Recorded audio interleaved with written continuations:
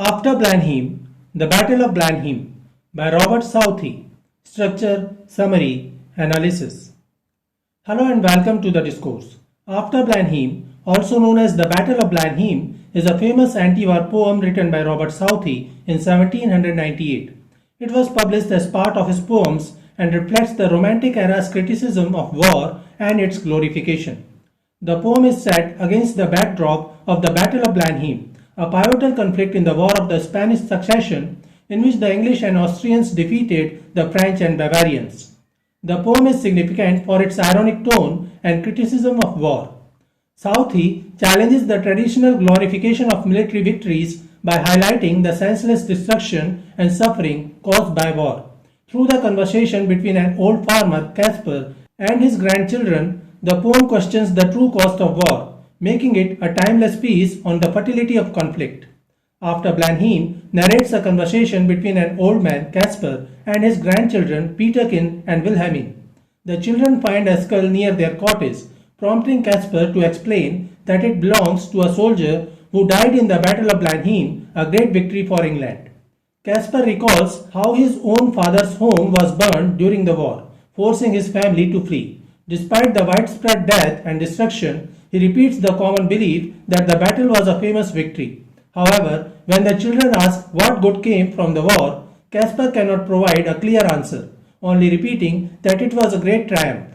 The poem ends with Wilhelmine declaring that the war was a wicked thing, while Kaspar still insists it was a famous victory. Through this irony, Southey critiques the blind celebration of war, showing how ordinary people suffer while rulers and historians glorify battles without considering their true cost.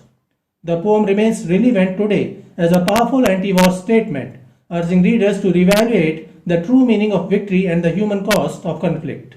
Structure of After Blenheim. Robert Southey's After Blenheim consists of 11 stanzas, each containing 6 lines, making a total of 66 lines in the poem. The poem follows a modified ballad form, blending traditional elements with Southey's own adaptations.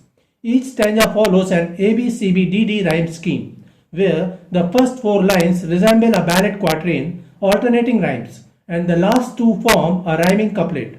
This structure enhances the poem's rhythmic flow while subtly reinforcing the ironic tone. The poem employs ballad meter, but with variations. Lines 1 and 3 follow iambic tetrameter, 4 iambic feet, unstressed stressed pattern. Lines 2 and 4 follow iambic trimeter, 3 iambic feet. Lines 5 and 6 couplet are both in iambic tetrameter. Differing from traditional ballads, this alternating meter creates a musical yet conversational rhythm, fitting the dialogue between Kaspar and his grandchildren. The poet has used archaism, alliteration, irony, metonymy, repetition, imagery, symbolism, juxtaposition, and rhetorical questioning in the poem. Summary of After Blenheim, stanza 1, lines 1 to 6. It was a summer evening. Old Kaspar's work was done, and he before his cottage door was sitting in the sun, and by him sported on the green his little grandchild Wilhelmine. The poem begins with a peaceful pastoral scene, and old man Kaspar rests outside his cottage at sunset, while his granddaughter Wilhelmine plays nearby. The serene imagery of the summer evening and a child playing on the green creates an idyllic atmosphere which sharply contrasts with the poem's later themes of war and destruction. This opening lulls the reader into a false sense of tranquility before Southey introduces the dark realities of battle. Alliteration in was sitting in the sun, soft as sounds, enhances the calm mood. The peaceful setting foreshadows a grim discussion about war, creating an ironic contrast between innocence and violence. The cottage symbolizes safety and home, while Wilhelmine's playfulness represents childhood innocence, making her later questioning of war even more powerful. Stanza 2, lines 7 to 12. She saw her brother Peterkin roll something large and round, which he beside the rivulet in playing there had found. He came to ask what he had found that was so large and smooth and round.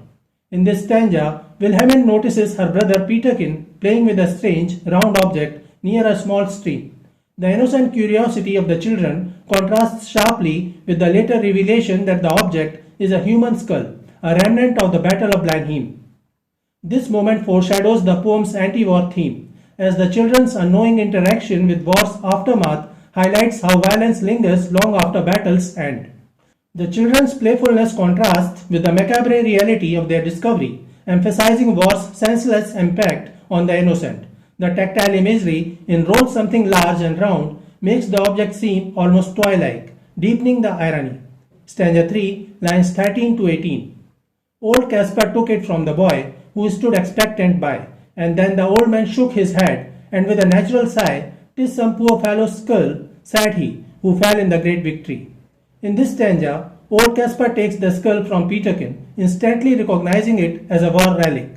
His reaction, shaking his head and sighing, suggests a weary familiarity with death, yet he casually attributes it to the great victory at Blenheim. This moment reveals the poem's central irony, the normalization of war's horrors under the guise of glory. While the children are innocently curious, Kaspar's resigned acceptance of the skull as just another casualty underscores how society rationalizes violence in the name of triumph. The skull symbolizes war's forgotten victims, while Kaspar's sigh represents generational desensitization to violence. This stanza critiques blind patriotism, showing how habitual praise of war, like calling a victory, erases empathy for its victims. Stanza 4, lines 19 to 24. I find them in the garden, for there's many hereabout, and often when I go to plough, the ploughshare turns them out.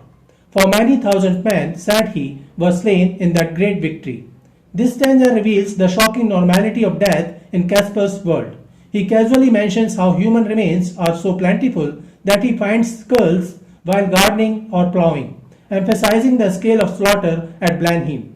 His matter-of-fact tone, "There's many hereabout," shows how war's horrors have become mundane, just a part of daily life. The final lines underline the poem's irony. The great victory is reduced to a mass grave, with no real explanation of its purpose or glory. Stanza 5, lines 25 to 30. Now tell us what it was all about, young Peterkin, he cries, and little Wilhelmine looks up with wonder-waiting eyes. Now tell us about the war and what they fought each other for.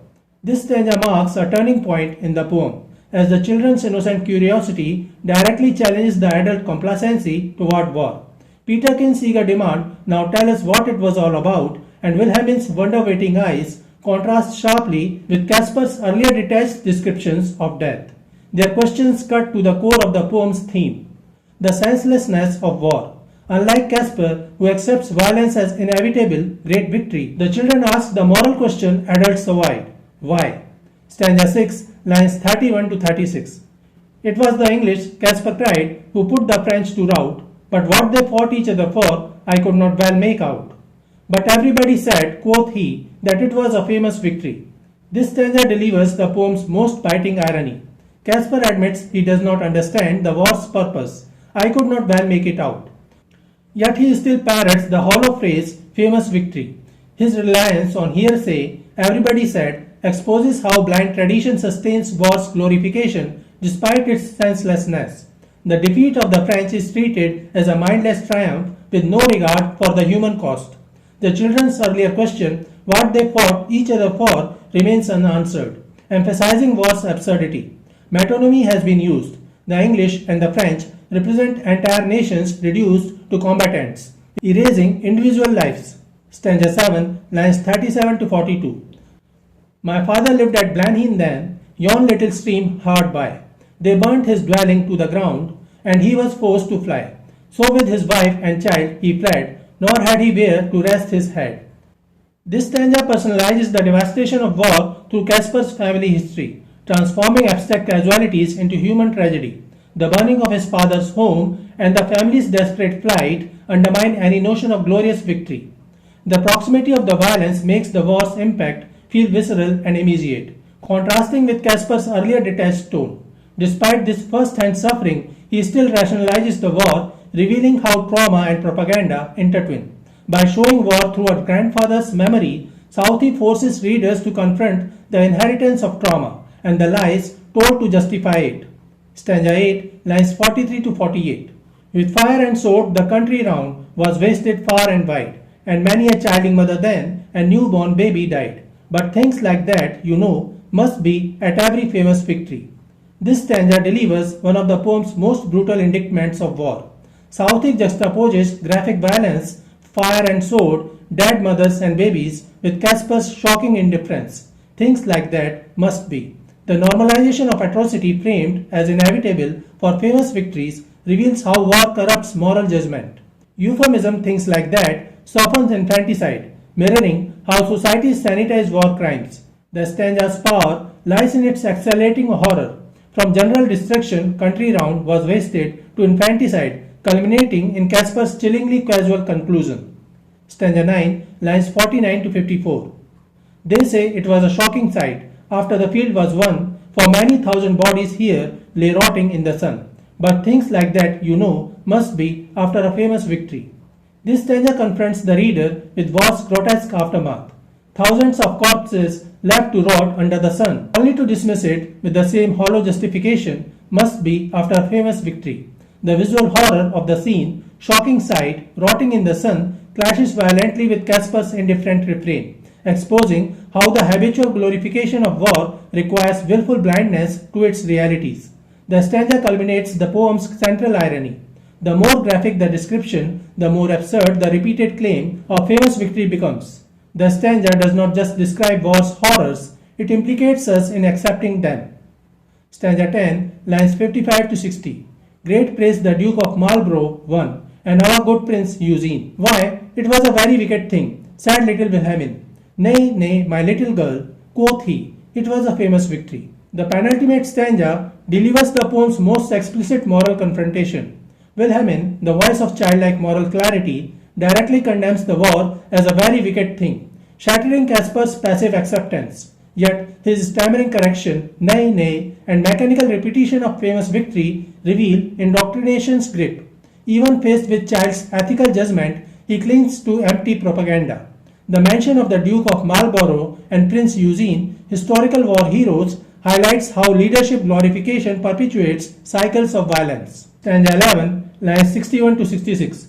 And everybody praised the Duke who this great fight did win. But what good came of it at last, quoth little Peterkin. Why that I cannot tell, said he, but it was a famous victory. This closing stanza crystallizes the poem's devastating irony.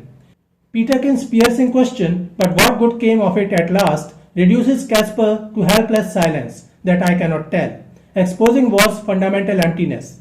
Yet, even when confronted with his own inability to justify the slaughter, Kaspar defaults to the hollow refrain, famous victory, demonstrating how patriotic conditioning overrides moral reasoning.